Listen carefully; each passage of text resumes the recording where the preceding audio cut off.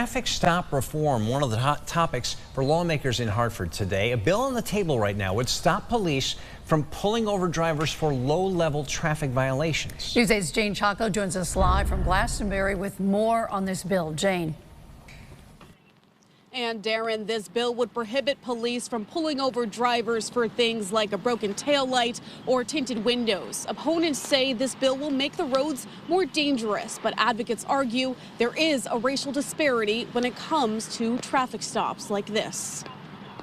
Not everyone has the same experiences with law enforcement.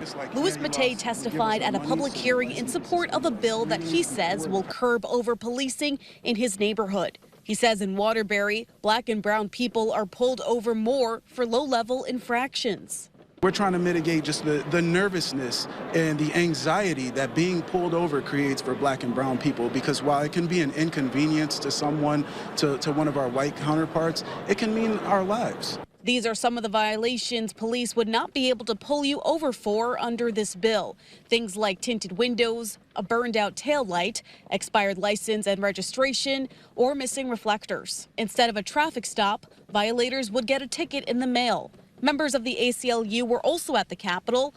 Their policy expert says this bill could help police focus their efforts on preventing traffic fatalities. By designating these violations as secondary stops, it allows police to actually shift their enforcement attention on things that we know do contribute to crashes, like speeding or running a red light.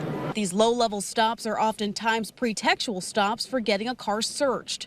A member on the Judiciary Committee is skeptical of this bill, saying some of the infractions are too dangerous for police to let go. Somebody drives a very dark tint at night, they're more apt to hit another car, hit a pedestrian, something like that.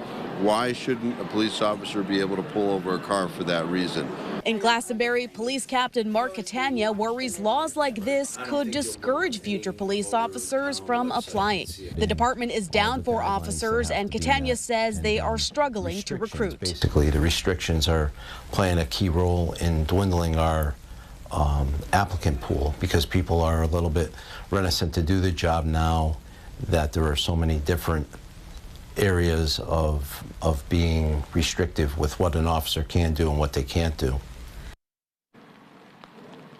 A similar law was raised in last year, but it did not pass the House. Advocates are hoping it goes all the way this year. If passed, these changes would go into effect October 1st. In Glastonbury, Jane Chaco, News 8.